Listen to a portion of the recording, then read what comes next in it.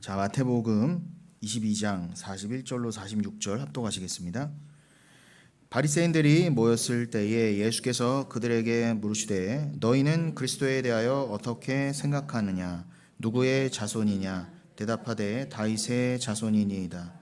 이르시되 그러면 다윗이 성령에 감동되어 어찌 그리스도를 주라 칭하여 말하되 주께서 내 주께 이르시되 내가 내 원수를 내 발 아래에 둘 때까지 내 우편에 앉아 있으라 하셨도다 하였느냐.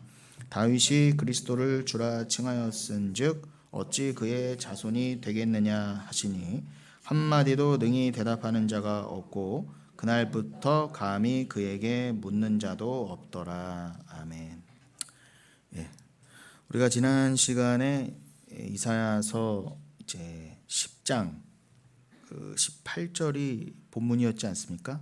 그래서 다시 한번 복습할 겸 이사야서 10장 17절부터 보시면 이스라엘의 빛은 불이 되고 그의 거룩하신 이는 불꽃이 되실 것이니라. 하루 사이에 그의 가시와 찔레가 소멸되며 그렇게 말씀하셨습니다.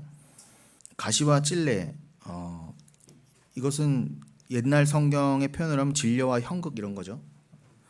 어쨌든 가시와 찔레는 이 저주의 상징입니다. 그런데 그래서 예수님께서도 가시관을 쓰셨었죠. 그 가시와 찔레, 여기서 이사야서 10장 17절에서 쓰인 그 식물들, 그 표현들은 뭔가를 이제 비유하는 표현으로서 1차적으로는 아수르의 하류층을 이제 비유하는 표현인데 결국은 이게 우리를 가리키는 표현이다라고 우리는 궁극적으로 그 말씀을 가리키는 바를 다시 한번 깨달았습니다.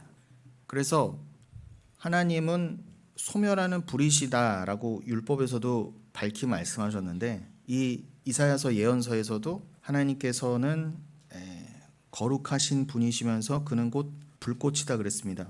그는 빛이시고 곧 그 빛은 불이 되고 그래서 하나님은 그 거룩하신 이는 불꽃이다. 그런데 늘 말씀드리지만 그 빛 대신 하나님, 빛 대신 그리스도, 그는 영광이고 택하신 자들에게는 구원의 빛이지만 버리신 자들, 그 유기하기로 작정하신 들에게는 그 빛은 그저 심판의 불일 뿐이에요. 그래서 지금 이사야서에서도 그 종말에 관한 이것도 말씀이지 않습니까? 종말은 늘 구원과 심판으로 설명된다고 그랬습니다. 그래서 이 말씀에서도 이 가시와 찔레로서 그 심판을 가시와 찔레로 설명하시면서 그 아수르로 대표되고 설명된 우리의 옛사람, 지금 우리 백집사님께서도 기도하는 중에 계속 우리 옛사람, 부인되어야 될 옛사람에 대해서 강조해 주셨는데 그 옛사람은 가시와 찔레에 찔릴 수밖에 없어요. 그러니까 늘 강조드리지만 우리는 이 땅에서 죄인으로 왜 왔으며 내가 죄인됨을 알아 실컷 이 땅에서 가시와 찔레에 찔려가며 내 옛사람이 소멸되어 가야 됩니다. 그러나 택하지 않은 백성은 그 좁은 길을 거부하게 돼 있거든요. 그래서 결과적으로 아수르가 역사적으로 보인 모습처럼 영원한 지옥에서 영원히 소멸되는 그러한 자리로 내려가게 돼 있어요. 근데 우리도 택함 받은 우리도 구원받은 우리도 원래 그 처지였어야만 하는데 우리는 왜 내는지 웬 말인지 이 땅에서 그리스도와 함께 그 가시와 찔레의 심판을 미리 받아 이미 받은 구원에 참여하게 된다라는 그 진리를 오늘도 우리에게 허락하시고자 우리로 다시 한번 이 이사야서 말씀을 읽게 하신 거죠. 이사야서 말씀뿐 아니라 모든 말씀의 기본적인 이 흐름이나 맥락이 그렇다는 것입니다. 그래서 이 아수르는 그래서 그렇게 하나님께서 도구로 사용하신 거죠. 택함 받지 않은 백성이 어떠한 심판을 받게 될 것인가를 정확히 보여주시기 위해서 어떻게 그들이 영원토록 하나님의 진노의 불꽃 가운데 소멸되어 갈 수밖에 없는가를 보여주시면서 제가 그 가시와 찔레는 1차적으로 아수르의 하류층을 가리킨다 그랬는데 18절에 보시면 그 숲과 기름진 밭의 영광도 전부 소멸된다 그랬습니다. 이거는 역시 이거는 1차적으로 아수르의 상류층을 상징한다 그랬죠. 그러니까 뭐 상류층, 하류층, 잘 사는 놈, 못 사는 놈, 뭐 잘난 놈, 못난 놈 할 거 없이 그냥 다 죽이신다는 거예요. 하나님이요. 심판 때는요. 그 말씀에 대해서는 나중에 이따가 오늘 본문이 이제 마태복음 22장이니까 그 마태복음 22장의 처음 시작이 무엇입니까? 오늘 우리가 본문으로 읽은 부분은 마태복음 22장의 맨 끝부분인데 그 마태복음 22장의 시작이 천국 비유로 시작하시잖아요. 천국은 마치 그 자기 아들을 위해서 잔치를 베푼 혼인 잔치를 베푼 그 왕과 같다. 아버지와 같다 그러잖아요. 그러니까 천국은 곧 왕이고 천국은 곧 아버지인데 어떤 아버지요? 어떤 왕이요? 이사야 표현으로 하면은 거룩하신 이시오 불꽃이신가 하나님이 마태복음 22장에서 예수님의 비유에서는 그는 천국이다 그러세요. 그분 자체가 천국이다. 그러니까 지금 그 천국은 하나님 나라는 이사야서의 표현을 빌려오면 그냥 빛인 거예요. 그래서 계시록에서는 그 천국은 하나님 나라는 새하늘과 새 땅은 빛밖에 없다. 어둠이 다 물러갔다. 그렇게 말씀하신 겁니다. 그런데 그 마태복음 22장에서도 예수님께서 뭐라고 하냐면 청한 자는 많지만 그죠? 택함 받은 자는 적다 그러세요. 뭐 종들을 보내서 이런 천국 잔치가 벌립니다라고 종들을 보냈더니 둘러서 종들을 보냈더니 그러니까 주의 종들 말 그대로 말씀을 전하는 선지자, 예언자, 목사 이런 사람들을 보냈더니 아무도 관심을 안 갖는 거예요. 그리고 돌아서더니 그냥 자기가 성경 표현이 그렇습니다. 뭐 밭에 가고 사업할 거 돈 벌러 가더라는 거예요. 아무런 관심이 없어요. 그래서 심지어는 어떻게 해요? 그냥 자기 갈 길로 가면 좋은데 너 지금 이 바쁜 세상에서 지금 돈 벌고 지금 그래야 되는 바쁜 이 세상에서 나를 위해 살아야 되는 이 세상에서 지금 뭔 천국 잔치 얘기라고 뭐 왕의 잔치를 얘기하고 앉았어. 지금 구원을 뭐 성경을 얘기하고 앉았어. 그래서 그 종들을 때려 죽였다 그러잖아요. 그러니까 놔두지 그냥 안 들을 거면 놔두지. 그 종을 심지어 때려 죽였대요. 그 종들을요. 듣기 싫다고. 나중에 하나님이 그 아버지가 군대를 보내서 거길 다 진멸하셨다 그래요. 다 싹을 다 죽여졌다 그래요. 돈 벌러 간 놈, 사업한다고 모른 척한 놈, 그 주의 종들을 아들까지도 죽였던 그들은 당연하고요. 그냥 모른 척했던 자들 있잖아요. 아우 나 말씀 관심 없어 했던 자들까지 진노 가운데 지금 이사야서 지금 막 읽은 표현을 하면은 하나님은 이스라엘의 빛이시고 영광의 빛이시고 불꽃이신데 그 불꽃은 진노의 불꽃이라고 하는 그 불꽃으로 다 죽이신다 그러잖아요. 보세요. 그러니까 말씀은 일관돼요. 하나님은 그저 빛 그 자체이신데 누구에게는 그게 영광의 구원의 빛이고 누구에게는 그게 진노의 심판의 불이라는 거예요. 여러분 이 세상에서 착하게 살았어요. 또 강조합니다. 오늘도요. 나는요 정말 돈 많이 벌고 세금 잘 내고 누구한테 욕 한 번 안 먹었고 다 가족 건사하고 뭐 동생 심지어 시동생 뭐 건 가족을 내가 다 먹어 살리고 시간 날 때마다 전도하고 기도원 가서 기도하고 내가 장로에 권사에 다 해먹었어요. 소용없다는 거예요. 심지어 그렇게 해도 그 천국에 관심이 없으면 다 죽여버리신다는 거예요. 하나님의 그러니까 관심은 뭐밖에 없다? 네가 천국에 관심이 있느냐 없느냐, 네가 천국 말씀을 듣고 있느냐 안 듣느냐만 관심이 있으세요. 하나님은요. 제발. 하나님은 우리의 처지, 상황, 환경, 네가 뭐 얼마를 뭐 돈을 벌고 애를 몇 명 낳고 뭘 해먹었느냐 아무런 관심이 없어요. 정말로요. 그거는 어떠한 구원에 있어서 조건이 되지 않아요. 그런데 이 말씀을 왜 그렇게 싫어할까요? 이 말씀만 전하면 피를 나는 가족들도 택하시지 않으면 함께 나눌 수 없는 말씀이에요. 다른 말씀이 없잖아요. 그냥 천국이에요. 주님은 천국만 관심이 있어요. 그것만 전하는 게 주의 종이고요. 그거 정말 구원과 심판, 천국과 지옥 안 전하면 그건 종도 아니에요. 종의 본질은 그거 전하는 자고요. 그거에 귀 기울인 자만 하나님은 의인이라 여기세요라는 말씀에 동의를 하지 않아요. 심지어 교회라고 하는 인간들이 더 그렇다는 거예요. 근데 이 이사야서 말씀에서도 지금 정확히 나와 있고 그거를 예수님께서 도장 찍어 주시지만 내가 다 죽일 거야. 심지어 어떻게 해요? 민 네페시 웨아드 바사르. 이 원어에는 이게 이렇게 안 나와 있는데 이게 영혼에서 육체까지란 말이거든요. 물론 인간의 영혼은 소멸되지 않죠. 영혼은 끝까지 살아서 천국에 가든 지옥에 가든 둘 중에 하나입니다. 그런데 하나님의 진노가 얼마나 큰지를 표현하기 위해서 어떤 표현까지 동원했다? 내가 그 천국을 안 믿고 하나님의 심판과 천국과 지옥을 안 믿는 인간들을 육체는 물론 영혼까지 다 불로 지져버릴 거야 라는 표현까지 동원하시는 거예요. 저는 있는 그대로 그냥 말씀드린 거예요. 최대한 제 감정을 배제하려고 하지만 감정이 안 실릴 수는 없지만 너무 명명백백하잖아요. 근데 그 말씀에 다 심지어 여러분조차도 삶에 지쳐서 삶에 묻혀서 이거에 맹숭맹숭하고 아무런 감흥이 없고 아무런 뭐 이게 긴장감이 없다. 이게 심각한 거라는 거예요. 그러니까 저라도 쥐잡듯 이렇게 하는 거예요. 여러분들도 안 먹히면 다른 사람은 말해 뭐 하겠냐는 거예요. 이건 세상에 절대 먹힐 수 있는 얘기가 아니에요. 하나님이 짠 나타나서 불쇼라도 한번 해주시면 다 믿을 만한데 그냥 말씀으로만 다 조질 거야. 아수르 봐. 아수르가 있었어요? 이런 말이나 하고 있으니까 진짜 아수르가 몇천 년 전에 그 아수르를 어떻게 믿어요? 하나님이 조지셨는지 어땠는지 어떻게 믿어요? 이런 말들이나 하고 앉았으니까. 근데 하나님은 말씀만 딱 놓고 두고 보자는 거예요. 두고 보자. 그때 내가 민 네페시 웨아드 바사르. 내가 정말 니들 영혼부터 육체부터 영혼까지 다 탈탈탈 터나 안 터나 보자 말이에요. 뭐라고 표현하셨어요? 병자가 점점 쇠약하여 감같이 네가 그러한 심판을 받을 거야. 영원히.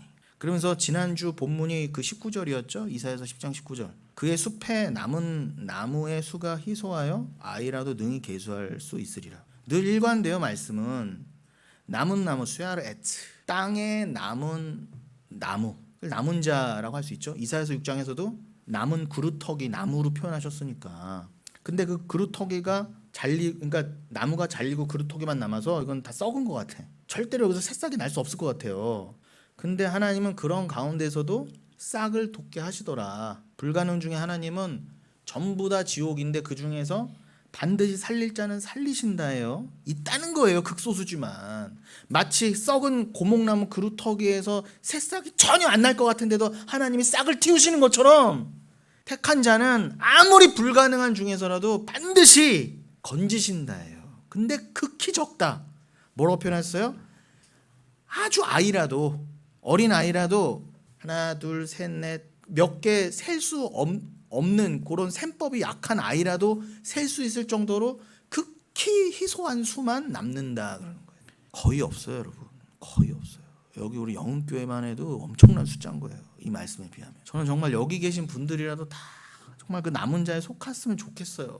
제발 영흥교회 이름으로 제가 눈으로 본 사람은 한 사람도 빠지지 않고 여기에 한 번이라도 왔던 사람은 제발 여기에 들어갈 수 있으면 좋겠어요. 근데 여기 안에서도 추려진단 말입니다, 여러분. 기가 막힌 거. 반드시 하나님이 퀴즈를 하세요. 몇 명 없다니까, 여러분. 20절 그날에 이스라엘의 남은 자와 야곱 족속의 피난한 자들이 다시는 자기를 친자를 의뢰하지 아니하고 이스라엘의 거룩하신 이 여호와를 진실하게 의지하리니. 하나님이 그 남은 자를 왜 구원하신다? 그 예전에 제가 설명해 드렸잖아요. 역사적 상황으로요. 남유다의 왕이란 놈부터 아하스라는 놈부터 이사야서 7장에서 보라 처녀가 잉태하여 아들을 낳으리라고 하는 그 위대한 말씀까지 받았던, 그것도 위대한 선지자 이사야로부터 직접 그 말씀을 받았어요. 그 아하스는요. 그걸 받아놓고도 그리스도에 대한 정확한 계시를 받아놓고도 그걸 못 믿었다니까요. 그 왕이요. 그럼 여러분들 어떻게 이사야에 기록된 말씀, 그것도 몇천 년이 지나서 번역된 말씀으로 여러분 은혜를 받고 계십니까? 이사야는 그 역사의 현장에서 주의 종으로부터 직접 들어도 못 알아쳐먹었다니까요. 그러면서 어떻게 했다고요? 저 북이스라엘의 베가 왕과 아람의 르신왕이 수리아의 르신왕이 연합해서 자기한테 와갖고 우리 공동으로 아수르를 대적하자. 우리가 어제까지는 적이었지만 우리가 연합전선을 펴서 또 애굽의 도움을 받아서 저 아수르를 대항하자. 귀가 팔랑팔랑 하는 거예요. 주의 종의 말이 안 들리는 거예요. 너 누구한테도 의지하지 마.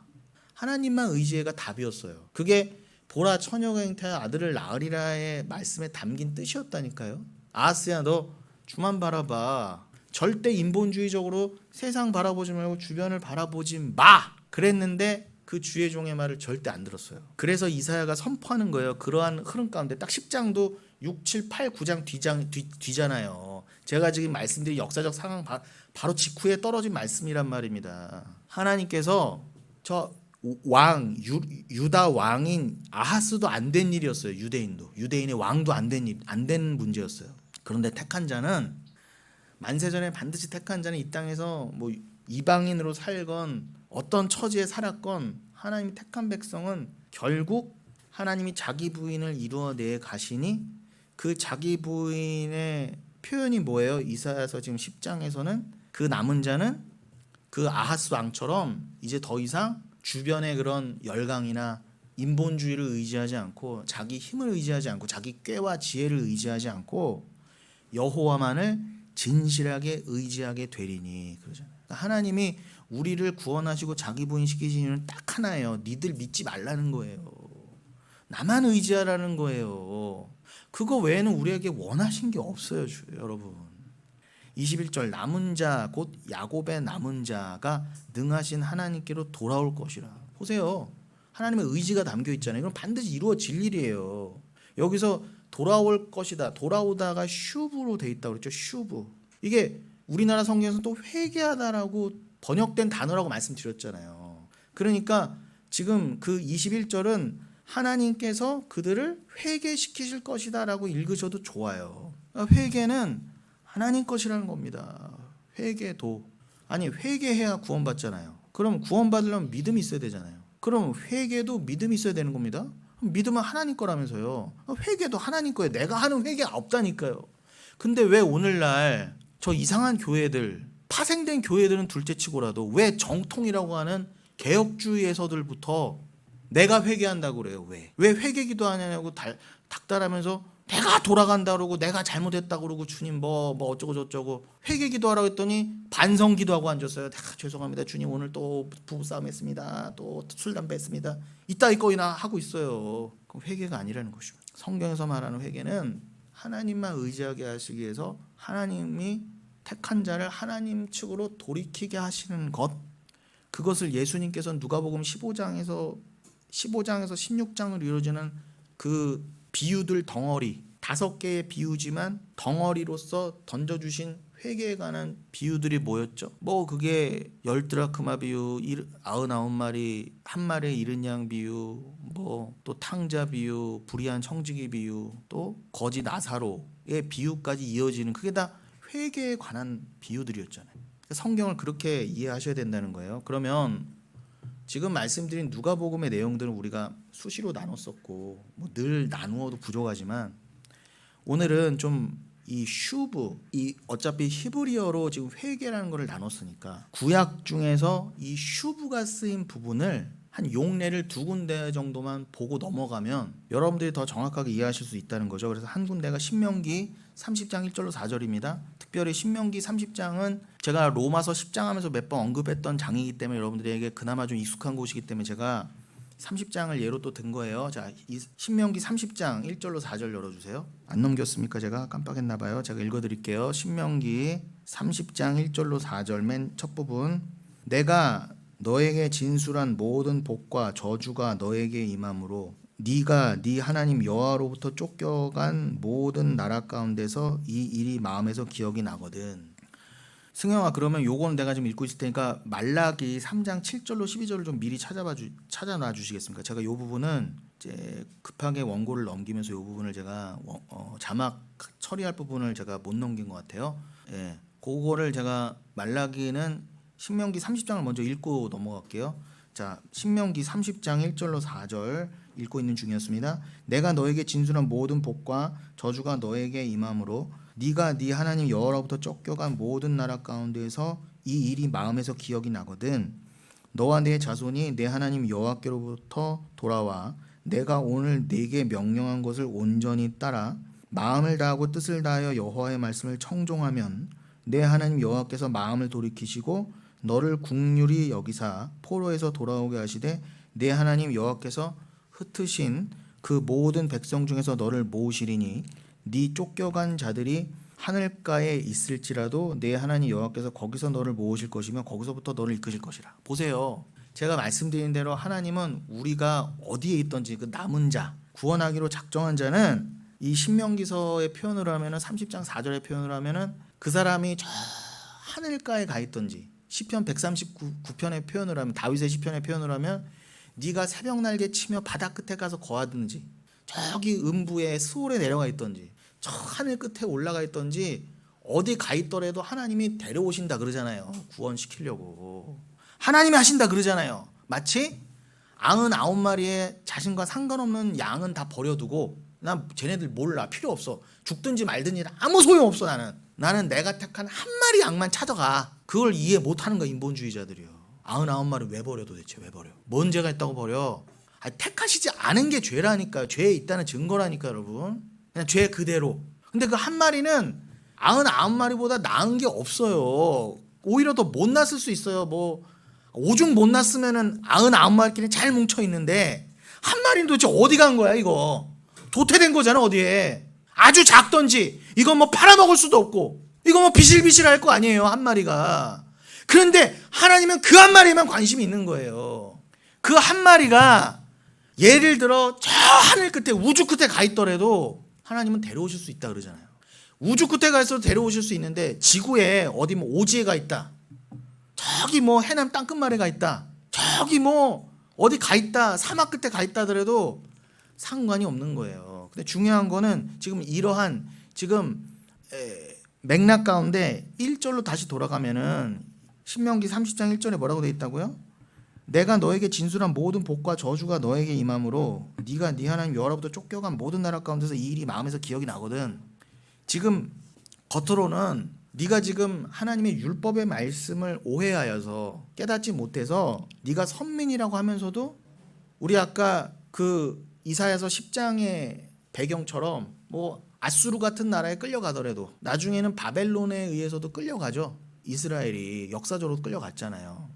그런데 성경에서는 내내 그 이유와 원인을 뭐라고 그러세요? 뭐 정치적인 이유, 경제적인 이유를 떠나서 너희가 하나님 말씀을 청종하지 않았기 때문에 니들이 포로로 끌려갔다 그러잖아요. 심판하셨다 그러잖아요. 그런데 지금 신명기 30장 1절로 돌아오면 뭐라고요? 이미 복과 저주에 관한 말씀은 이미 율법을 통해 주셨다고요. 그런데도 분명히 너희들이 내 말씀을 듣지 않아서 내가 다 너희를 포로로 보낼 때가 있을 거라는 걸 미리 암시하세요. 그런데 포로로 다 끌려가서 다 죽을 판인데 그 중에서 누군가를 건지신다 그래요. 그럼 여러분 우리 입장에서는 이게 어떻게 적용이 돼요? 해석이 돼요.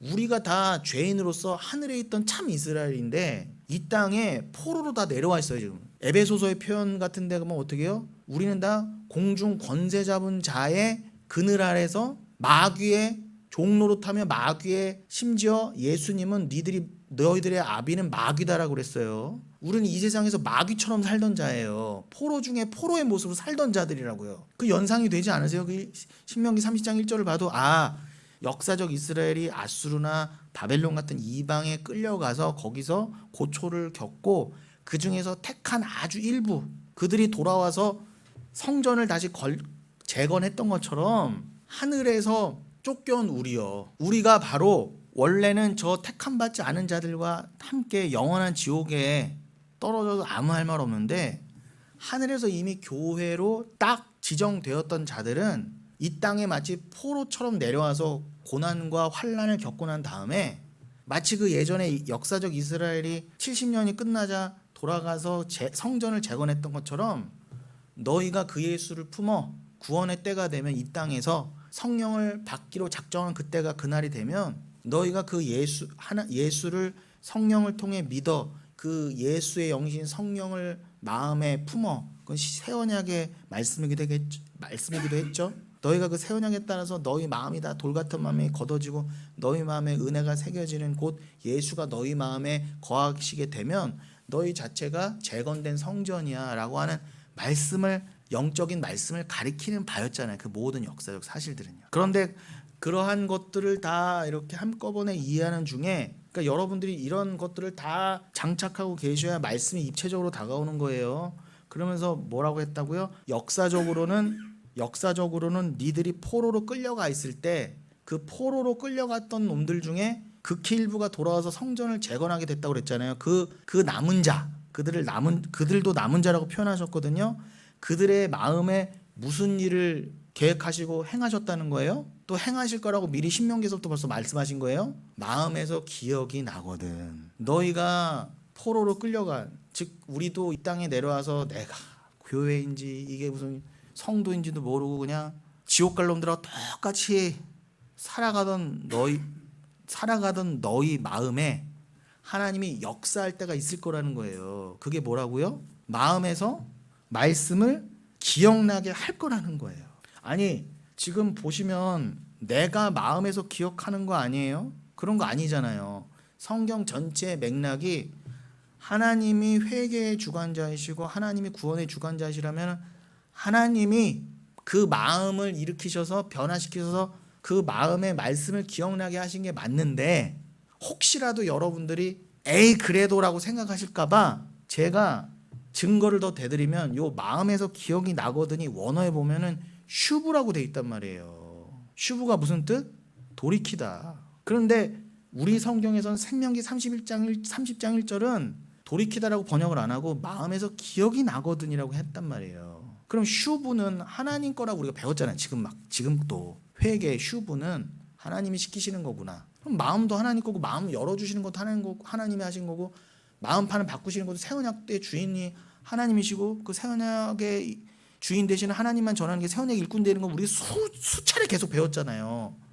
그렇다고 한다면 이 신명기 30장 1절을 마음에서 기억나게 하시는 건 하나님이지 라고 어렴풋이나마 아시는 수준이겠지만 그래도 도장을 쾅 찍어드리면 여기 원어에 슈브라고 되어 있다니까요. 슈브는 누구 거? 하나님 거. 그러니까 마음에서 기억나게 하시는 것도 하나님이 하시는 거예요. 즉 이 땅에서 여러분이 만팡 그냥 아까 마태복음 22장의 비유처럼 천국 말씀 전에도 나 그냥 돈 벌러 갈래요. 나는 관심 없어요. 그냥 힝 하거나 심지어 그걸 전하는 주의 종들을 핍박하던 여러분이었다 할지라도 그가 택하신 자면 어떻게 해요? 마음에서 슈브 기억나게 하신다는 거. 내가 하나님 백성이고 내가 택한 자였구나. 복과 저주의 말씀이 즉 예수가 나에게 이미 주어졌었고, 그렇지 오늘 처음에 읽은 그 이사야서 10장 17절 말씀처럼 누군가에게는 동일한 예수인데 동일한 말씀인데 누군가에게는 밝은 영광의 빛인데 누군가에게는 진노의 불길이 되는 것처럼 복과 저주 그 예수는 선과 악을 다 품으신 채로 나에게 하나의 진리로서 이미 주어졌구나 라고 깨달을 수밖에 없잖아요. 그 신명기서 30장 2절에 어떻게 이어져 갔습니까? 너와 네 자손이 내 하나님 여호와께로 돌아와 내가 오늘 보세요. 여호와께로 돌아와. 이걸 주님이 돌이키시는 거예요. 내가 돌아가는 게 아니라. 그렇게 이제 잘 읽혀지고 계시죠? 자연스럽게. 여호와께로 돌아와 내가 오늘 네게 명령한 것을 온전히 따라 마음을 다하고 뜻을 다하고 힘을 다하고. 왜 그렇게 하게 하신다? 아까 아하스에게 이사야가 말한 것처럼 너 그냥 하나님만 의지해, 하나님만 사랑해 라는 말씀이 들리게 하시려고 마음을 다하고 뜻을 다하고 힘을 다하게 하셨다는 거예요. 3절 내 하나님 여호와께서 마음을 돌이키시고, 근데 3절에선 하나님도 도장을 더 찍으려고 하셨는지 마음을 돌이키신다고 아예 그냥 직접 써놓으셨잖아요. 마음은 뭐 이상한 교단들이 말하는 것처럼, 대표적으로 감리교나 이런 데가 말하는 것처럼 하나님도 하시는데 나도 마음을 돌이켜야지가 아니에요. 마음은 하나님 거고 하나님이 창조하신 거예요. 아니 감리교만의 문제가 아니라니까요. 아니 소강석 같은 세례된 교회는 합동측이란 말입니다. 제가 아주 우연히 들었어요. 바로 직전 설교예요. 지난주 창세기를 하고 있더라고요 요즘요. 근데 선악과 얘기를 하면서 그 추석에 모여있는 몇만 명 앞에서 여러분은 이렇게 다 고향 가고 놀러 가는 이 상황에서 교회에 나와 있는 여러분들은 복 받으십니다 부터 시작해서 또 아멘 하더라고요. 저는 거기가 제가 합동측이라고 장로교라고 말을 안 하면 도대체 합동측 장로교라고는 상상할 수 없는 그런 분위기예요. 그러면서 들어가는 말이 저는 창세기를 읽을 때마다 아쉬운 마음이 있습니다. 왜 아담은 그때 선악과를 선택했을까? 이렇게 시작하더라고요. 권사님 소강석 거를 많이 들으셨었나 봐요. 이렇게 좋아하시는 건가? 아니요. 그 농담한 거죠. 그 얼마나 그게 어이가 없는 설교였는지가 그냥 코웃음밖에 안 나오시는 거죠 지금. 아니 지금 우리 교회 권사님도 지금 코웃음이 칠 수밖에 없는 몇 수만 명, 그 유튜브는 몇 수십만 명이 듣는 목사의 그런 어이없는 설교예요. 근데 그 초등학교 애도 안 할 진리를 깨닫는 자면 초등학교 애도 안 할 소리를 그 몇만 명 목사가 하고 있더라니까요. 여러분 아담이 잘났으면 아담이 스스로 내가 마음을 잘 먹어서 하나님을 선택해야지. 더우시면 에어컨 키세요. 내가 선악과도 있어도 안 먹을 수 있고 나는 스스로 잘나서 하나님 선택할 수 있어. 소강석 말이 그거 아닙니까? 왜 그때 우리 아담 할아버지께서 조금 더 노력하시고 조금 더 생각을 잘 하시고 조금 더 믿음을 발휘하셔서 그때 선악과를 안 먹었으면 우리가 편했을 텐데, 이런 말이에요. 보니까 뒤는 듣지도 않았어요. 듣고 싶지도 않았고. 아니 그게 어떻게 감리교나 저 엉뚱한 뭐 다른 데도 아니고 어떻게 장로교 합동 측에 그것도 몇 수십만 명이 모이는 대표 교단 중에서 대표교회 목사 입에서 나올 소리냐는 거 도대체. 아니 보니까 아주 거기는 부교육자만 매 수십 명, 한 100명도 넘겠더만. 여러분 그렇지 않습니다. 보세요. 마음은 하나님이 돌이키시는 거고요. 하나님의 작정과 예정은 이미 우리를 누누이 강조하지만 절대로 선악과 앞에서 아무도 그 선악과 시험을 스스로 이길 수 없는 자로 만들어 놓으셨단 말이에요. 100이면 100. 아담부터 시작해서 여러분까지, 여러분의 자녀 손자까지 그 누구도 예수가 아니면 그 시험을 못 이기게 해놓으셨단 말이에요. 인간적에서는 절대로 안 되게. 아니 하나님이 그렇게 아담을 못 믿으실 것 같으면 하나님 만드셨는데 아담을 몰라요 하나님이? 그 아담이 절대로 스스로 선악과를 안 따먹으려면 하나님 왜 굳이 아담 앞에다 그거를 갖다 놓으셨냔 말이에요. 동산 중앙에다가 그걸 따먹으라고 그렇게 대차게 시험을 하셨냔 말이에요. 먹고 시작하자. 먹고 너는 선악과를 범할 수밖에 없는 죄인이야 부터 시작돼야 모든 성경이 열린다고요. 신명기 30장도. 그러니 저는요 그러한 사람들도 참 신기해요. 어떻게 앞뒤가 안 맞고 성경이 안 뚫리고 오류투성이의 해석을 가지고 오늘은 이 말했다가 내일은 저 말했다가 몇 수십만 명 앞에서 그렇게 사기를 칠 수 있는지, 그것도 참 담대한 진짜 대단한 마음이에요. 진짜 저는 그럴 용기는 없어요. 얼마나 그 마음이 두껍고 얼마나 또 그 앞에서는 목사가 아무 말만 해도 아멘 아멘 해줬으면 몇만 명 앞에서, 그것도 유튜브까지 몇 수십만 수백만 앞에서 어떻게 이렇게 자연스럽게 그러면서 또 당당하게 그렇게 거짓말 사기를 칠 수 있냔 말이에요. 대단한 거예요 그것도요. 진짜 사기는 아무나 못 치나 봐요. 여러분 하나님이 돌아오게 하시는 겁니다. 왜요? 다 흩어져야 되거든요. 이 인간들이 99마리 양처럼 다 제 갈 길로 가야 모으시는, 땅 끝에서라도 우주 끝에서라도 모으시는 하나님의 영광이 드러나거든요. 그러면서 4절에 뭐라고 합니까? 네 쫓겨간 자들이 하늘가에 있을지라도 네 하나님 여호와께서 거기서 너를 모으실 것이며 거기서부터 너를 이끄실 것이라. 하나님이 다 하시는 겁니다. 처음부터 끝까지. 그럼 말라기는 어떻게 돼 있어요? 말라기에도 슈브가 쓰였단 말이에요. 말라기 3장에도 만군의 여호와가 이르노라 너희 조상들의 날로부터 너희가 나의 규례를 떠나 지키지 아니하였도다. 그런즉 내게로 돌아오라. 그리하면 나도 너희에게로 돌아가리라 하였더니 너희가 이르기를 우리가 어떻게 하여야 돌아가리이까 하는도다. 사람이 어찌 하나님의 것을 도둑질하겠느냐? 그러나 너희는 나의 것을 도둑질하고도 말하기를 우리가 어떻게 주의 것을 도둑질하였나이까 하는도다. 이는 곧 11조와 봉헌물이라. 너희 곧 온 나라가 나의 것을 도둑질하였으므로 너희가 저주를 받았느니라. 만군의 여호와가 이르노라 너희의 온전한 11조를 창고에 들여 나의 집에 양식이 있게 하고 그것으로 나를 시험하여 내가 하늘문을 열고 너희에게 복을 쌓을 곳이 없도록 붙지 아니하나 보라. 만군의 여호와가 이르노라 내가 너희를 위하여 메뚜기를 금하여 너희 토지소산을 먹어 없애지 못하게 하며 너희 밭에 포도나무 열매가 기한 전에 떨어지지 않게 하리니 너희 땅이 아름다워짐으로 모든 이방인들이 너희를 복되다 하리라. 만군의 여호와의 말이니라. 여러분 여기서 7절로 돌아가시면 만군의 여호와가 이르노라 너희 조상들의 날로부터 너희가 나의 규례를 떠나 지키지 아니하였도다. 동일하죠? 왕부터 안 지켰는데. 여러분 이 말라기 말씀은요 이미 포로기에 다녀오고 나서의 말씀이에요. 그럼 70년 포로기를 겪어도 인간은 안 된다는 거예요 지금요. 그러니까 말라기는 구약의 끝이잖아요. 말라기까지가 뭐예요? 인간의 불가능과 죄성을 드러내고 있지 않습니까? 그러니까 너희들은 선악과는커녕 11조도 안 된다 이것들아 그러는 거 아닙니까? 11조가 눈에 보이는 가장 지키기 쉬운 거니까. 마아세를 그 11조라는 건요. 여러분은 11조의 뜻도 몰랐잖아요. 하기는커녕 제대로. 뜻도 모르는데 무슨 제대로 된 11조를 합니까? 그러니까 이 말라기가 선악과는커녕 지금 선악과는 말라기 시절에 유대인들에게 있어도 선악과 시험은 벌써 몇천 년 전이잖아요. 그럼 지금 시험은 눈에 보이는 시험이자 가장 1단계 거의 0단계에 가까운 그냥 무의식적으로라도 하려고 하면 할 수 있는 가장 초보 단계가 뭐라고요? 지켜라 말아의 초보 단계가 11조였단 말이에요. 근데 그거조차도 심지어 일반 백성도 아니라 제사장, 왕 이런 놈들부터 그 말씀 가르쳐야 될 지도자들부터 11조를 속이고 있더라. 하나님 걸 도둑질하고 있더라. 그럼 다 끝난 거 아니에요, 여러분? 가장 쉬운 것부터 가장 그 말씀을 안다는 놈부터 그것도 심지어 70년 포로로 갔다 와서도 안 되는 거예요. 그래서 마태복음 시작하자예요. 예수가 하신다. 그래서 니들 안 되잖아.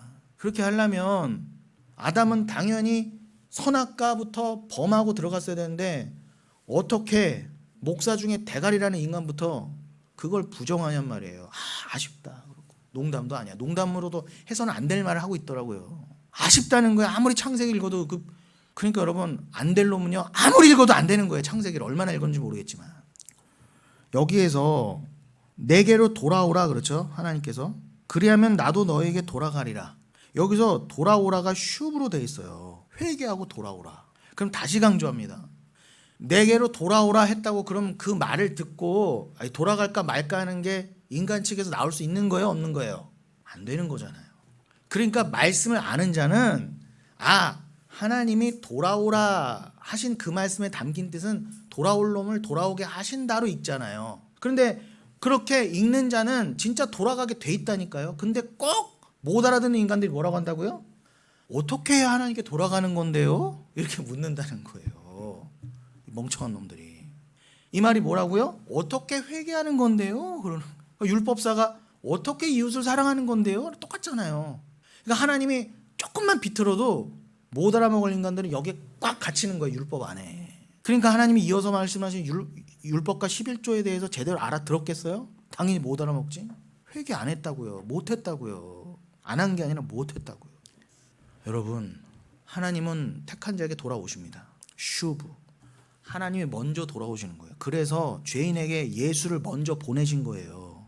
우리가 하나님께 다른 이방 종교나 알라신 믿는 애들처럼 또 잘못된 기독교처럼 주님 내가 회개하여 주님께 나아가겠습니다가 아니라 그냥 벌어지만도 못한 거기에 그냥 한 마리 병들어 쓰러져 있는 양처럼 그냥 누워 계세요. 강도 만난 그자처럼. 그럼 주님이 찾아가셔서 주님이 여러분께로 돌아오는 거예요. 말씀이 여러분을 찾아가는 거라니까요. 그러니 원래 회개는 하나님께 맞는 게 하나님은 회개하실 필요가 없는데 왜 하나님은 굳이 우리에게 회개하여 돌아오시냔 말이에요. 이걸 이해하세요, 이 역설을? 아니 원수예요. 은혜도 모르는 놈이에요. 내 아들을 죽인 놈이에요. 뭘 찾아가긴. 죽게 놔두거나 누굴 살인자를 보내서 죽여버려야지. 근데 굳이 하나님이 나에게 돌아오셔서 나를 싸매시고 나에게 피를 뿌리신대요. 덮어주신대요. 심지어는 탕자에게 옷 입혀주신 것처럼 우리가 수요일 때 내내 나누었던 그 신명기서 10장의 말씀대로 어떻게 해요? 나그네를 사랑하라. 나그네를 사랑하는 증거로 뭘 주셨다? 옷과 양식을 주셨다. 이걸 꼭 기억해 놓으세요. 이건 계속 반복될 거예요.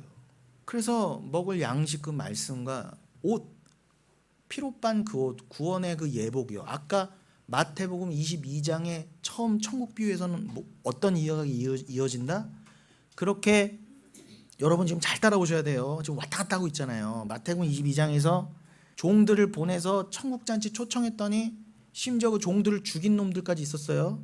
그래서 주님이 다 진멸하시고 어떻게 해요? 다시 종들을 보내서 다른 곳에서 오게 했어요. 그런데 급하게 불러왔더니 몇 명이 예복을 안 입고 있네. 그래서 내쫓아서 슬피 울며 이를 갈게 하셨다 그러잖아요. 이것도 대강 감이 오시죠?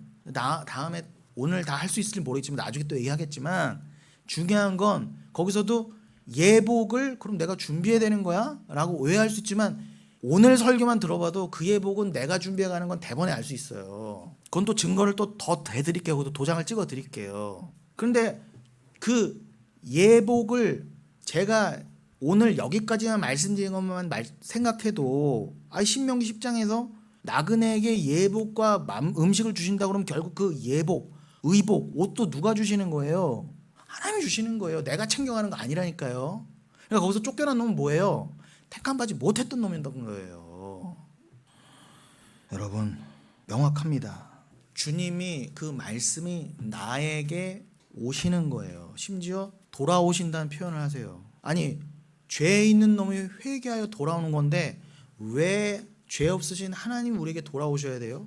그러니까 예수가 우리에게 회개하여 오셔서 십자가에 달리신 거 아니 우리 죄를 덮어쓰고 그걸 지금 상징하잖아요. 그러니까 여러분 내가 주님께 잘나서 돌아가는 거 아니에요. 이 말라기서 3장 7절도 보이실 거예요. 제대로 된 해석이 무지한 놈들은 은혜를 모르는 놈들은 어떻게 돌아가는 건데 우리가요? 어떻게 하면 된가요? 이런 말 하고 있을 때 니들이 말씀을 알았다면 내가 너희를 찾아와 들쳐업고 너희를 구원하는 거 알았다면 니들이 나에게 마음을 다해 돌아왔을 거야. 즉 내가 이미 돌이키게 했을 거야. 내가 돌이키기로 작정한 자라면 이미 돌아왔을 거야 그 뜻이에요. 그럼 여러분 다시요. 어디로 돌아가야 돼요? 오늘 설교 처음 시작이 아직도 우리가 이사야 10장을 못 벗어나고 있는데 10장 22절로 다시 돌아가야죠. 이스라엘이여 내 백성이 바다의 모래 같을지라도 남은 자만 돌아오리니 넘치는 공의로 파멸이 작정되었습니다. 남은 자만 돌아온다 하면서 뭐라고요? 그 남은 자에게 허락된 건 어떤 복이라고요? 공의로 파멸시킨다 그래요. 자기분이라고 그랬죠. 옛사람 너의 옛사람 그 하나님께 돌아올 수 없었던 너를 죽여버릴 거야 그 뜻이에요. 왜요? 그래야 부활이니까. 진짜 에어컨 켜셔도 돼요. 더우시면. 24절 자 그래서 23절 이미 작정된 파멸을 주 만군의 여호와께서 온 세계 중에 끝까지 행하시리라. 최후 심판 전에 교회에게 허락된 자기 부인의 그 심판, 작정된 파멸 얼마나 기가 막힙니까? 여러분을 우주 끝에 여러분이 있으시더라도 거기까지 찾아가셔서 결국 건질 놈은 끝까지 탈탈 털어가신다는 거예요. 어디부터 어디까지? 육체에서부터 영혼까지 탈탈 털어가신다. 그래야 육체에서부터 영혼까지 지옥에서 안 털리거든요. 여기서 털리셔야 돼요. 말씀 안에서.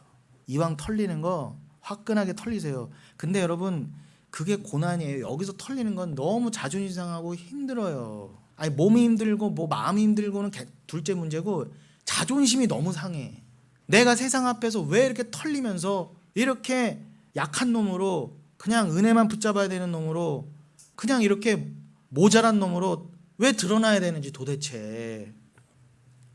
말도 안 되는 소리 하면서 저렇게 몇만 명, 몇십만 명을 속아먹으면서도 저렇게 떵떵거리고 잘 사는 놈들 앞에서 진짜 그래 저거는 저주받은 삶이지.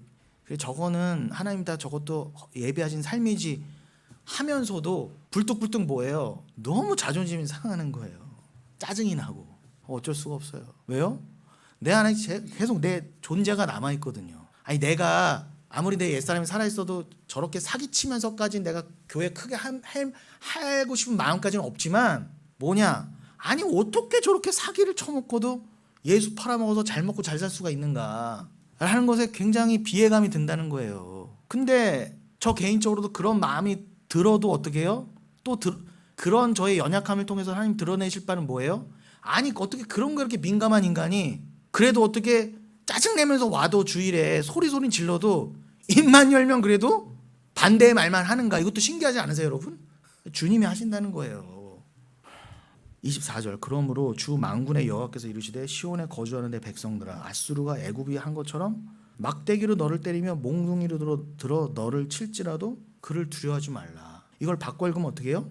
하나님이 아수르 같은 것들을 통해서 너를 치실 거야. 그 몽둥이로 자기 부인의 길로 몰아가실 거야. 두려워하지 마. 그때 그냥 당당히 털려라.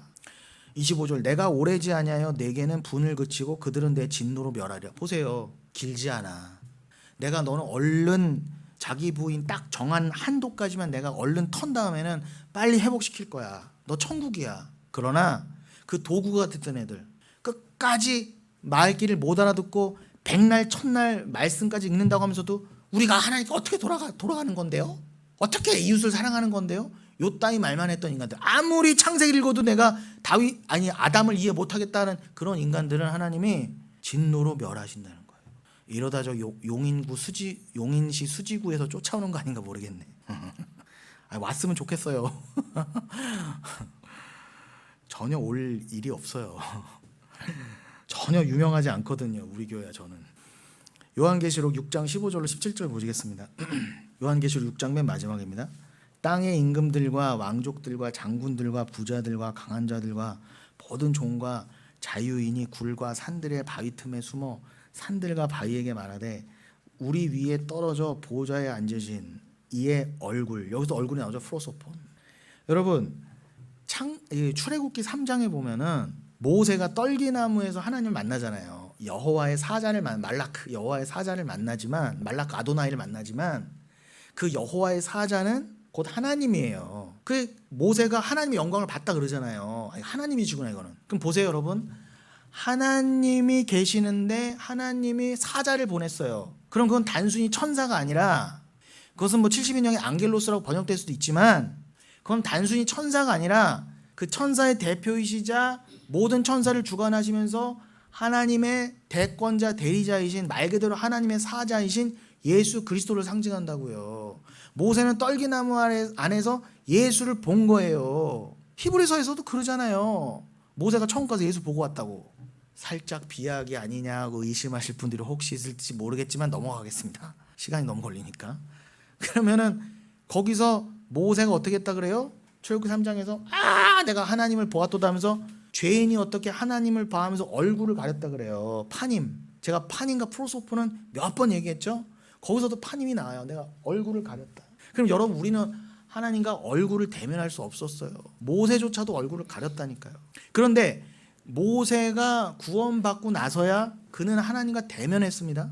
그런데 모세와 다르게 지금 끝까지 택함받지 못하고 아무리 말씀을 들어도 결국 하나님의 진노의 말씀을 못 알아들었던 이들이 진짜 심판의 날에는 어떻게 된다 그래요? 그 트로노스 보좌에 앉으신 하나님을 보고 내가 하나님을 배웠도다 하고 저 얼굴 프로소폰, 여긴 당연히 헬라니까 프로소폰은 됐지만 이거는 파님입니다. 히브리어로. 모세가 가렸던 그 얼굴이라고요. 가려달라고만 난리를 쳐요. 모든 산하, 이 온 우주의 모든 바위들아, 제발 나 위에 이렇게, 그죠? 직접 읽어볼게요. 우리 위에 떨어져 보좌에 앉으신 이의 얼굴에서와 그 어린 양의 진노에서 우리를 가리라. 어디에서부터 우리를 가리라? 보좌와 어린 양에서 떨어지는 그 진노.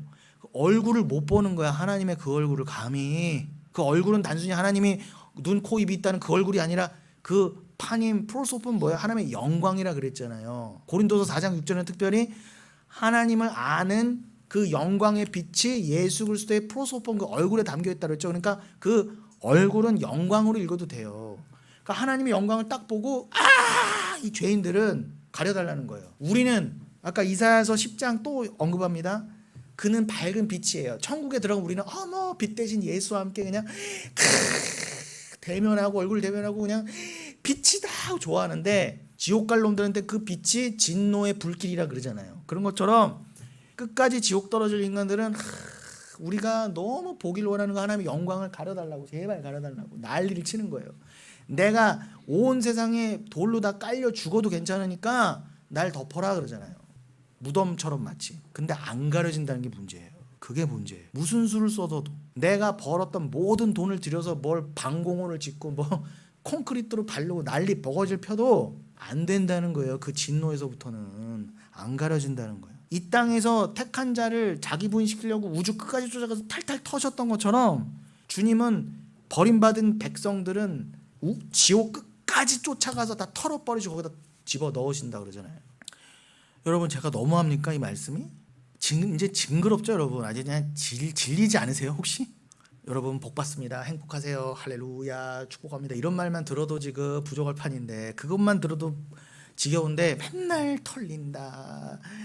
안 믿으면 지옥 간다. 뭐 맨날 죽이신다, 진멸하신다 이러니까 여러분 힘드신 거 알아요. 저도 힘들어요. 근데 여러분 잠깐이에요. 오늘도 왜 이렇게 제가 불을 뿜게 하실까요? 곧 끝이에요, 여러분. 여러분 어차피 이제 다 나누어지면은 안 전달될 말씀들이에요. 여러분 이제 더 이상 천국 가서 들으실 말씀이 아니라니까. 근데 분명히 여러분에게 오늘도 옛사람의 모습이 남아있기 때문에 필요한 말씀이라고요. 여러분 진짜 스스로 회개하실 수 있고 여러분 스스로 마음을 여시고 하나님이 여러분을 주관 안 하시면 여러분 스스로 정말 세상의 모든 재리의 염려, 모든 염려에서 다 스스로 해방하면서 하나님만 바라보고 여러분 믿고 나아가실 자신 있어요? 저는 없어요. 저는 금방 세상의 쓰나미에 쓸려나갈 자신만 있지 제 스스로 하나님 붙잡고 하나님께 나아갈 자신이 없어요. 저에게 이 말씀이 없으면.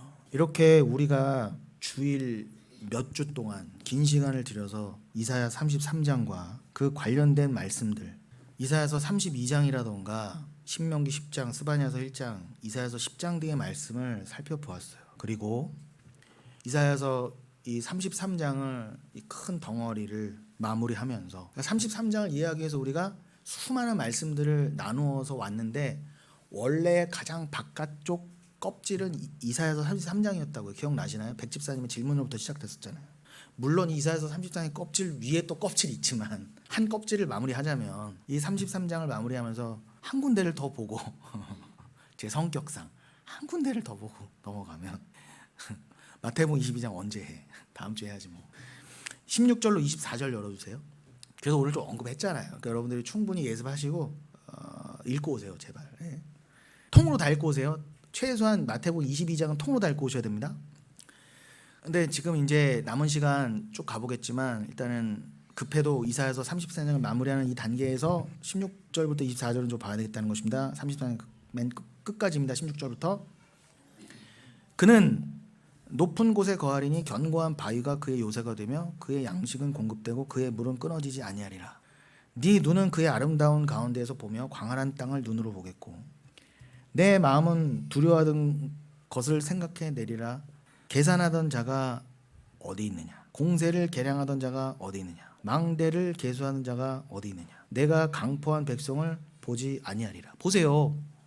여러분을 자기 부인시키기 위해서 여러분을 탈탈 털게 하시기 위해서 사용했던 그 모든 고난의 도구들, 환난의 도구들을 주님이 다 이제는 더 이상 안 보게 하신다잖아요. 그도 그럴 게 출애굽할 때도 그 홍해 바닷가에서 하나님이 뭐라고 언약하셨죠? 다시는 저 애국 병사들을 너희들이 다시는 보지 못할 거야 그러셨잖아요. 그런 것처럼 여러분은 이제 그 높은 예루살렘, 하늘의 예루살렘, 그 견고한 바위와 같은 구원의 반석 위에 그 진정한 도성에 들어가셔서 마치 아브라함이 펼쳐진 가나안 땅을 보며 하나님께 위로의 말씀을 들었던 것처럼 여러분은 더 이상 두려움 없이 여러분을 계산하고 여러분을 공세를 가하던 여러분에게 망대가 몇 개가 있느냐라고 여러분을 탈탈 털던 그들이 강포한 백성을 더 이상 보게 되지 않게 되리라. 그러면서 그 강포한 백성, 즉 진노의 성령의 불길 속에 진멸될 그들을 뭐라고 표현하셨어요? 19절 후반부에 그 백성은 방언이 어려워 네가 알아듣지 못하며 말이 이상하여 네가 깨닫지 못하는 자니라. 보세요. 이게 단순히 외국인이어서 서로 말이 달라서 안 통한다는 뜻이에요? 물론 그것도 포함되지만 진짜 영적인 의미가 뭐예요? 여러분 같은 한국말 해도요. 북한 보세요. 같은 한국말 해도 다른 민족처럼 살잖아요. 말이 표면적인 말이 통해도 마치 서로 방언을 하는 것처럼 살잖아요. 남과 북이 완벽히 서로 다른 가치관과 삶의 모습으로 살아가잖아요. 그러니까 단순히 외국어 한다, 말이 안 통한다, 표면적인 말이 안 통한다의 문제가 아니라 일반적인 가치관이 달라도 한민족이 될 수 없는데 이건 뭐예요? 천국의 말, 지금 하나님의 그 심판과 저주의 말씀, 축복의 말씀, 구원의 말씀이 지금 한국어로 전달돼도 아무리 한국어로 전달된다 한들 표면적 외국인이 아니어도 이거를 다 받을 수가 없죠. 서로 주고받을 수가 없잖아요. 그러니까 이게 진짜 문제의 본질이라니까요. 중요한 건 겉으로 표면적으로 방언이냐 아니냐가 중요한 게 아니에요. 아무리 알아듣는 말을 해도 방언처럼 들리는 건 어떻게 그 문제가 진짜 심각하다니까. 그러니까 이건 단순히 외국인끼리여서 뭐 나와 다른 말을 쓰는 민족이어서 저들은 강포하고 야 저들의 말이 방언처럼 들리나 그런 의미 정도가 아니라 이건 영적으로 어떻게 해요? 완전히 하늘의 말과 땅의 말인 거예요. 그러니까 여러분들을 강포하게 하고 여러분들을 그 하나님의 심판의 도구가 되어서 여러분들을 자기 분의 길로 인도했던 그 도구가 되었던 자들, 그 아수르와 바벨론 같은 자들은요. 왜 그들이 결국은 망한다고요? 여러분과 말이 달라서예요. 제가 말이 곧 세계관이라고 그랬죠. 가치관이라고요. 그 사람의 말을 들으면 그 사람이 그냥 몇 마디만 들으면 돼요. 이제 긴 말 들을 거 없어요. 이 사람이 어떠한 생각으로 이 세상을 살고 있구나만 딱 캐치가 되면, 특히 저 같은 성격은 뭐예요? 겉으로는 얘 친절하게 할 수 있어요. 그러나 그냥 마음 문이 딱 닫히게 돼 있어요. 더 이상 시간을 들이고 돈을 들이는 게 무의미하게 된다니까.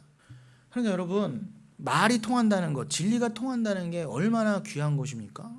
그러니 우리는 마치 이 땅에 나그네로 이방인으로 살면서 분명히 겉으로는 같은 한국말이고 그런데 여기에 전혀 다른 방언을 쓰는 자처럼 살아가게 돼 있어요. 근데 그들도 여러분 말이 이상하여서 전혀 깨닫지 못한다니까요. 그러니까 그걸 이상히 여기지 마세요. 당연한 거예요. 근데 알면서도 마음이 힘들죠. 왜 이렇게 못 알아쳐먹고 이게 말이 안 통할까? 우리의 절기의 시온성을 보라. 20절입니다. 내 눈이 안정된 처소인 예루살렘을 보리니. 보세요 여러분, 하늘의 예루살렘을 본대잖아요. 그것은 옮겨지지 아니할 장막이라. 그 말뚝이 영원히 뽑히지 아니할 것이요 그 줄이 하나도 끊어지지 아니할 것이요 여호와께서는 거기서 위험 중에 우리와 함께 계시리니 그곳에는 여러 강과 큰 호수가 있으나 노젓는 배나 큰 배가 통행하지 못하리라. 대체로 보아서입니다. 대저. 근데 요 22절에서 왜냐하면 키가 또 빠졌어요. 그러니까 원래는 왜냐하면 대체로 보아서 여호와는 우리의 재판종이시오 여호와는 우리에게 율법을 세우시니요 여호와는 우리의 왕이시니 그가 우리를 구원하실 것입니다. 다 들어가 있죠. 대저 여호와는, 자, 그 천국은 우리에게 예비돼 있다. 너에게 예비된 천국은 이런 거야. 지금 마치 계시록을 보고 있는 것 같지 않습니까?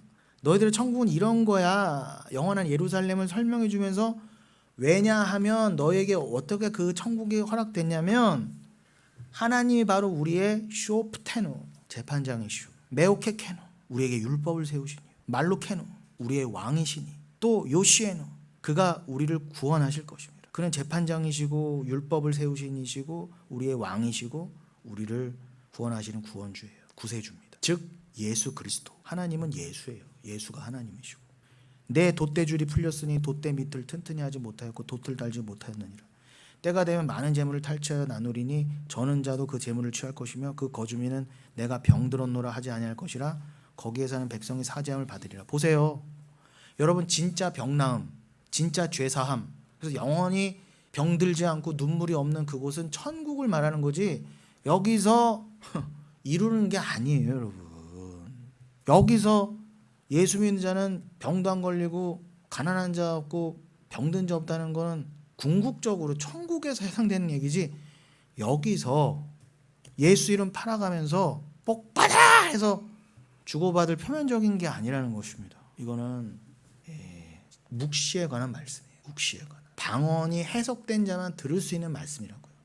우리는 이렇게 이사야서 33장과 1년의 말씀들을 통해 주님의 은혜로 이 땅에서 자기 부인의 길로 가지 않게 되는 자는 결국 주님 앞에서 요동치며 흩어지는 앗수르와 같은 이방의 모습으로 심판과 지옥의 화를 당하게 될 것을 다시 한번 확인했습니다. 이 시점에서 조금 스킵해서 그래도 오늘 우리 본문이 마태복음 22장이니까 마태복음 22장 조금만 언급하고 남은 시간은 조금만 언급하고 마치겠습니다. 여러분, 오늘은 시간상 이렇게 뛰어넘어서 마태복음 22장으로 그냥 들어간 것 같지만 어차피 말씀을 다 연결되는 것이고요. 제가 마치 오늘은 이렇게 뛰어넘어서 마태복음 22장으로 퐁당 들어간 것 같은 그 느낌이 없도록 지금 중간에 지금 스킵한 부분 다음 주에 할 거예요. 근데 이 어차피 마태복음 22장은 또 본문으로 삼았기 때문에 몇 번 반복되어야 되기 때문에 오늘 1차로 언급하고 일단 마친다는 것입니다. 여러분, 우리 오늘 본문이 그래서 마태복음 22장 어디였죠? 42절부터였죠. 예. 41절부터였죠. 예. 무슨 소리 하는 거지? 22장. 예. 22장 41절부터였죠. 21장을 보면서 얘기하고 있었어. 22장 41절부터였습니다. 마음이 급하다는 거예요, 지금. 그런데 그 마태복음, 자, 그래서 22장 41절을 바로 좀 오늘은 보시면 바리새인들이 모였을 때에 그럽니다. 바리새인들이 모였다. 그때 그래서 모였다가 시나고예요, 시나고. 그럼 시나고, 그럼 회당이 뭡니까? 시나고게예요.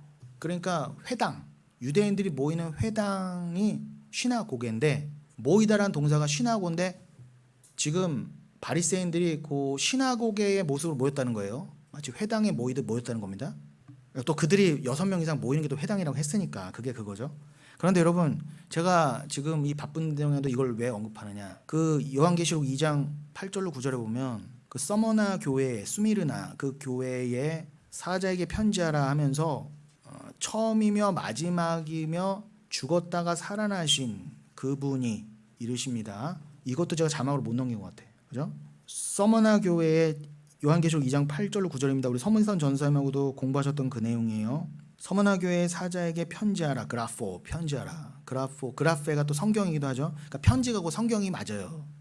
그런데 프로토스면서 에스카토스, 처음이면 마지막, 이거는 굉장히 구약에서도 여러 번 반복된 표현이거든요. 하나님이 자기를 설명하실 때가 처음이자 마지막이다라는 표현이 굉장히 많아요. 근데 그 표현이 지금 계시록 2장 8절에 쓰였다는 거는 하나님이 야 내가 하나님이야, 예수 그리스도께서 야 내가 하나님이야 라고 지금 천명하신 겁니다. 그런데 그가 또 처음이며 마지막이시면서 그는 죽었다가 살아나신 이래요. 즉 이 죽었다가 기노마이 네크로스라고 돼 있어요. 그 말이 뭐예요? 네크로스, 완벽하게 우리의 죄가 되어서 저주의 죽음으로 죽으셨던 분이라는 거예요.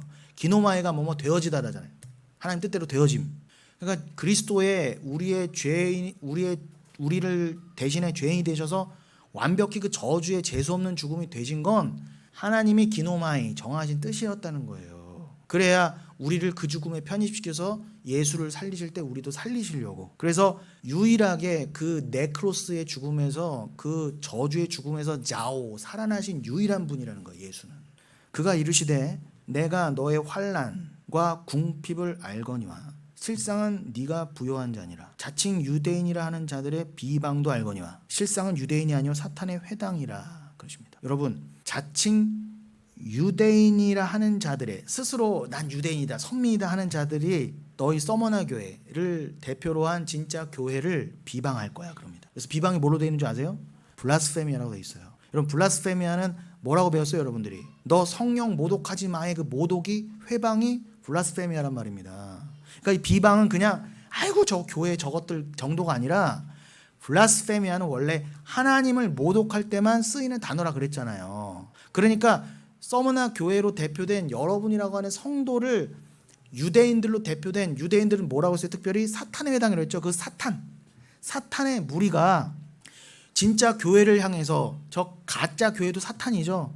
가짜 교회도 포함된 저 사탄의 무리 같은 자들, 자칭 교회다, 뭐 자칭 택함 받았다, 자칭 유대인이다, 우리는 자칭 장로교다, 자칭 감리교다, 이러는 자들 다 포함해서 그들이 자칭 뭐라고 할지라도 그들이 너희를 비방하는 건 그냥 욕하는 정도가 아니라 그거는 원래 하나님을 비방하는 그 비방이야, 그 뜻이에요. 그러면 여러분이 비방받지만 여러분을 어디까지 올려주신 거예요? 너희가 바로 나와 똑같은 위치에서 내가 받는 모독을 니들이 지금 받고 있는 거야. 아니 여러분, 얼마나 위로가 되지 않으세요? 내가 지금 세상에서 세상에서 멸시와 천대와 오해를 받고 있는데, 그 비방이 단순히 인간적인 비방이 아니라 하나님의 위치에서 하나님이 욕먹으셨던 그 성령 모독의 그 욕을 똑같이 듣고 있는 거예요. 그럼 여러분, 내가 지금 하나님과 같은 편에서 하나님이나 들으실 정도의 비방을 내가 듣고 있다는 건 내가 진리가 맞다는 거잖아요. 나와 하나님은 하나라는 뜻이잖아요. 교회와 예수는. 그것만으로도 여러분, 이 블라스페미아라는 단어 하나만으로도 위로가 되지 않으세요? 넉넉히 이길 수 있다고요. 그러면서 뭐라고 했다고요? 실상은 그들이 유대인 교회가 아니라 그들이 사탄의 회당이다. 시나고게 투 사타나라고 그랬어요. 그럼 시나고게가 회당이라고 그랬죠. 아까 마태복음 22장 41절에 뭐라고요? 바리새인들이 쉬나고 모였다 그랬죠. 그들은 사탄이었던 거예요. 그도 그럴 게, 이 마태복음 22장을 쭉 보시면 알지만 그들이 겉으로는 예수여 당신이 이런 분이시고 사람을 외모로 보지 않으시고 이런 감언이설은 다 하면서 어떻게 해요? 결국은 예수를 시험한단 말이에요. 비방한단 말이에요. 블라스페미 한단 말이에요. 그러니까 이런 맥락을 좀, 배경을 잘 기억하신 상태에서 마태복음 22장을 쭉 읽고 오시라는 거예요. 지금 예습 전에 약간 포인트로 먼저 말씀드리는 격입니다. 그러면서 그렇게 모였을 때에 예수 그리스도를 비방하기 위해서 시험하기 위해서 모였을 때에 예수께서 그들에게 물으시되 42절 너희는 그리스도에 대하여 어떻게 생각하느냐. 이게 오늘 설교의 제목이었잖아요. 기억나세요? 너희는 그리스도에 대하여 어떻게 생각하느냐. 이게 예수 그리스도가 하나님이 가장 궁금해 하시는 거예요. 이거 답 못하면 다 지옥이에요. 다시 한번요.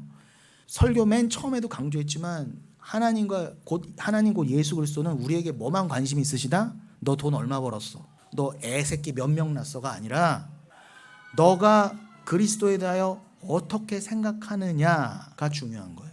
누구의 자손이야? 휘오스 자손이. 휘오스는 스페르마 씨로도 해석할 수 있습니다. 누구의 씨냐? 누구의 자손이? 대답할 때 다윗의 자손입니다. 이르시되 그러면 다윗이 성령에 충만하여, 여기 엔푸니마티로 되어 있습니다. 여러분, 다윗이 성령에 충만하여 성령에 감동하여 어찌 그리스도를 주라 칭하여 말하되 주께서 내 주께 이르시되 내가 내 원수를 내 발 아래 둘 때까지 내 우편에 앉아 있으라 하셨도다 하였느냐. 다윗이 그리스도를 주라 칭하였은즉 어찌 그의 자손이 되겠느냐 하시니 한마디도 능히 대답하는 자가 없고 그날도 감히 그에게 묻는 자도 없더라. 여러분 이거 당연히 아시죠? 뭐예요? 지금 예수님이 그 혈통적인 족보에 갇혀있는 그 유대인들, 그 단순한 다윗의 혈통이라고 하는 그것에만 갇혀있는 메시아는 다윗의 혈통으로 오신다의 표면에 문자정에 갇혀있던 그들에게 예수님이 직격하신 거예요. 그래? 그럼 니들이 가장 잘 아는 구약의 그 다윗의 시편을 들어서 얘기해 줄까? 시편 110편 1절에 뭐라고요? 다윗이 시편 110편 1절을 제가 읽어드릴게요. 여러분 잘 들어서 끝이에요. 이제 시편 110편 1절을 제가 그대로 읽어드리면 여호와께서 내 주께 말씀하시기를 내가 내 원수들로 내 발판이 되게 하기까지 너는 내 오른쪽에 앉아있으라 하셨도다.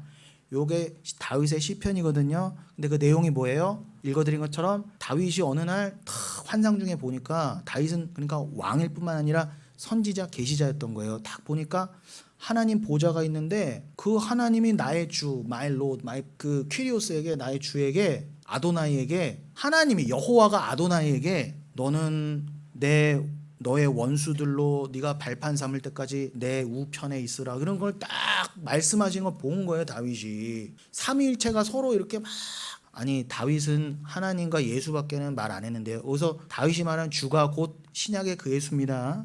그러니까 예수는 이미 다윗 이전부터 만세 전부터 하나님과 함께했던 엘로힘이 맞아요. 근데 다윗 여러분 시편 110편에서는 하나님과 예수만 그래 그 주가 다윗이 주라고 아도나이라고 한 주가 예수라고 10분 이해하고 그거를 뭐 인정한다 하더라도 아니 성령은 안 써놨잖아요. 그러실 수 있잖아요. 근데 여러분 예수님이 도장 찍어주십니다. 시편 110편에서는 다윗이 성령에 감동되어라는 표현이 없지만 마태복음에서는 뭐라고 하셨다고 예수님이 니들 그러면 시편 110편에 다윗이 엔푸니마티 성령에 감동되어서 하나님이 나에게 예수 입장에서는 나잖아요. 하나님이 나에게 그 오른편에 있으라 한 거를 성령에 다윗이 감동되어 그 장면을 봤다고 그걸 어떻게 해석할 거야? 지금 그런 거예요. 그럼 여러분 다윗은 시편에서 하나님 성부와 성자만 얘기했지만 예수님이 뭐예요? 다윗이 그때 성령에 충만하여서 그걸 봤어 이렇게 하셨다니까요. 그러니까 성부, 성자, 성령이 다 나오잖아요. 이거는 삼위일체가 맞다니까. 그러니까 구약과 신약은 이렇게 읽어야 돼요. 그러니까 어떻게 해요? 이 유대인들이 듣고 어안이 벙벙한 거예요. 지금 눈에 보이는 예수가 곧 하나님이시고 다윗처럼 지금 성령에 감동되지 못해갖고 삼위일체도 모르고 눈앞에 보이는 이 예수가 하나님의 아들이시며 만세전부터 계셨던 그분이신 걸 전혀 모르는 자들에게 지금 예수님이 시편 110편을 떡 갖다 대면서 야 아니 그 그리스도가 그 주가 그리스도인데 주 아도나이 그게 마시아 기름 부은 받는 자 그가 크리스토스잖아요. 헬라어로는 크리스토스 그 아도나이는 히브리어로 딱히 말하면 마시아 메시아란 말입니다. 그런데 그들이 알기에 그 메시아는 다윗의 그 혈통으로 오신다고만 그렇게 생각하고 알고 있었는데 예수님이 그 메시아가 이미 다윗이 말한 것처럼 그렇게 하늘에서 하나님과 이렇게 삼위일체가 이렇게 있는 그거를 보고 다윗이 그 메시아를 주여라고 했는데 어찌 그 주가 다윗의 자손이라고 그냥 문자적으로 말할 수 있어? 이거 말이에요. 이해되시죠? 그래도 이들이 이해를 못하는 거예요. 요거에 관한 영적인 우리는 이미 안 영적인 비밀이지만 또 우리가 성경 여러 곳을 들어서 또 족보의 내용을 들어서 객관적인 증거까지 들어서 우리가 이해하고 있는 그리스도는 단순히 다윗의 혈통으로 오신 것뿐만이 아니라 다윗이 나의 주여라고 하는 그 그리스도라는 것. 그래서 유대인들은 그러고 보니 그렇네. 어떻게 나의 주님이라고 그랬는데 그냥 혈통으로는 나의 자손인데 내 후손인데 후손에게 어떻게 나의 주여라고 할 수가 있지라고 하는 그 오류에 갇혔지만 우리는 그 오류를 뛰어넘었잖아요. 그럼 이미 뛰어넘으시고 여러분들은 이미 그걸 믿고 계시지만 더 객관적으로 시간을 들여 성경을 구약과 족보를 다 가져다가 그거를 증명하겠다 이거예요. 다음 시간에는 여러분들이 그런 좀 선지식을 가지고 또 말씀을 이어가셨으면 좋겠습니다.